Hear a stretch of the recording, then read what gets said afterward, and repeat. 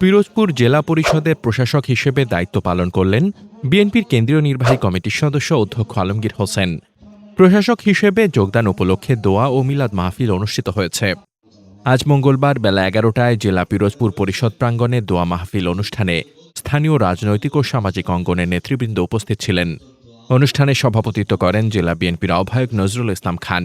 অনুষ্ঠানে অতিথি হিসেবে বক্তব্য রাখেন জেলা বিএনপি সদস্য সচিব সাইদুল ইসলাম কিসমত, সাবেক সদস্য সচিব গাজী ওয়াহিদুজ্জামান লাভলু, প্রেস ক্লাব সভাপতি অ্যাডভোকেট রেজাউল ইসলাম শামীম, সিনিয়র সাংবাদিক মনিরুজ্জামান নাসিম আলী, পিপি অ্যাডভোকেট আবুল কালাম আকন, জিপি সৈয়দ সাব্বির আহমেদ সহ সিনিয়র নেতৃবৃন্দ।